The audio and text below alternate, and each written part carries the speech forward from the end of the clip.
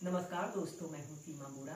दोस्तों, आज हम आपको हिप्स जॉइंट पेन, कुल्हों में दर्द, पिंडली में दर्द की समस्या को दूर करने वाले कुछ सिंपल से अभ्यास बताएंगे। हिप्स जॉइंट पेन एक आम समस्या है जो कभी भी किसी को किसी भी उम्र में हो सकती है। दोस्तों, हिप्स में दर्द, कुल्हों में दर्द के होने के अनेकों कारण हो सकते हैं। इसका मुख्य कारण अक्सर यह रॉन्ग सिटिंग पोस्चर के कारण और अधिक वेट होने के कारण भी यह समस्या उत्पन्न होती है। इसके अलावा जो लोग सिटिंग जॉब वाले होते हैं, दिन भर जिन लोगों का बैठे रहने का काम होता है, उन लोगों को भी यह समस्या का होना एक आम बात है। इसके अलावा स्पाइन से संबंधित कोई विकार होने के कारण भी यह समस्या हो सकती है। इस समस्या को दूर करने के लिए आप कुछ सिंपल से अभ्यासों का सहारा ले सकते हैं। आइए देखते हैं कि इन अभ्यासों को कैसे प्रैक्टिस किया जाता है।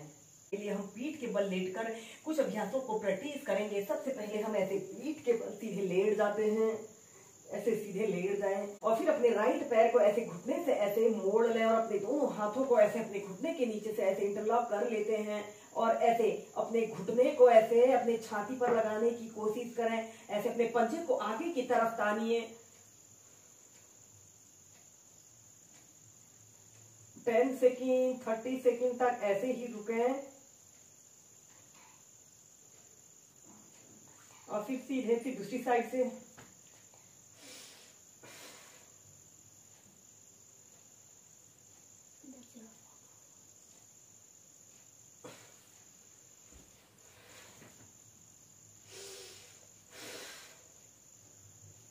श्वास छोड़ते हुए ऐसे अपने घुटने को ऐसे अपनी छाती पर लगाने की कोशिश करते हुए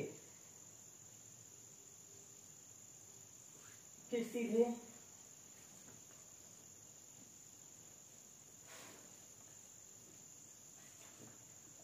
ऐसे ही दोनों पैरों से इसे आप कम से कम 5 से 6 बार कीजिए। इसके बाद हम नेक्स्ट अभ्यास करेंगे।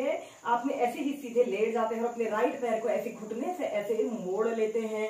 ऐसे अर्ध पद्मासना की पोजीशन पर आपने आना है और सबसे पहले आपने श्वास अंदर भरते हुए ऐसे अपने घुटने को ऐसे अपने छाती पर लगाने की कोशिश करें। 5 से 10 सेकेंड तक ऐसे ही रुके। आपका दूसरा पैर बिल्कुल सीधा, पंजा ऐसे आगे की तरफ तना हुआ हो। श्वास छोड़ते हुए नीचे ऐसे अपने घुटने को अगर जमीन पर स्पर्श करा सकते हैं तो जमीन पर स्पर्श कराने की कोशिश करें। श्वास अंदर भरते हुए ऊपर, श्वास छोड़ते हुए नीचे। ऐसे ही कम से कम 5 बार करें।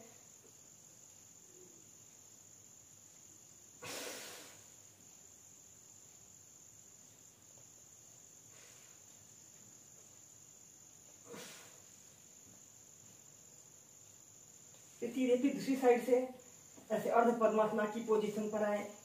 एक हाथ से ऐसे अपने पंजे को पकड़ लें और दूसरे हाथ को ऐसे घुटने के पास रखते हुए श्वास अंदर भरते हुए ऐसे अपने घुटने को ऐसे अपनी छाती पर लगाने की कोशिश करें। फिर नीचे। यह अभ्यास को करने से हमारे हिप्स पर, हमारे शरीर के जोड़ों के अंगों पर बहुत अच्छा प्रभाव पड़ता है। जो लोग स्पाइन से जुड़े विकारों से ग्रसित हैं, उन लोगों के लिए बहुत ही सरल और सहज अभ्यास हैं।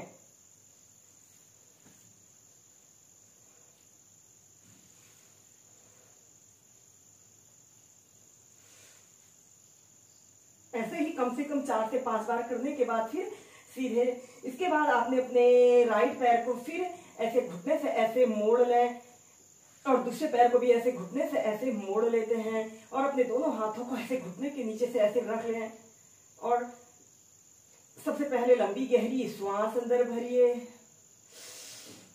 और श्वास छोड़ते हुए ऐसे अपनी ठोड़ी को ऐसे अपने घुटने पर लगाने की कोशिश करें जितना आप लगा सकते हैं, या फिर अपने दोनों हाथों को ऐसे अपने घुटने के नीचे से रखते हुए कम से कम 10 सेकेंड तक ऐसे ही रुके।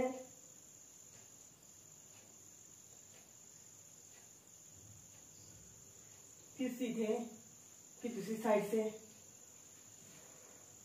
ऐसे अपने पैरों को सीधा कर लें और अपने पैर को ऐसे अपने थाइज के पास रखें और दूसरे पैर को भी ऐसे घुटने से ऐसे मोड़ लें और अपने दोनों हाथों को ऐसे घुटने के नीचे से रखते हुए श्वास छोड़ते हुए ऐसे कम से कम 10 सेकेंड तक ऐसे ही रुके। या फिर ऐसे अपने घुटने को बिल्कुल सीधा भी कर सकते हैं। ऐसे अपने दोनों हाथों को तलवों के नीचे से रखते हुए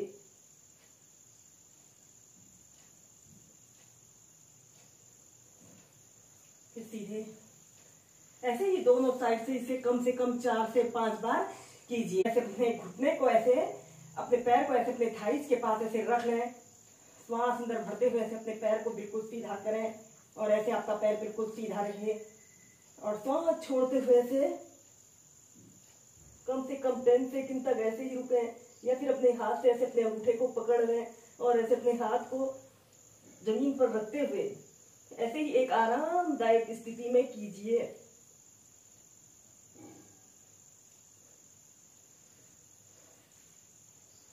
सीधे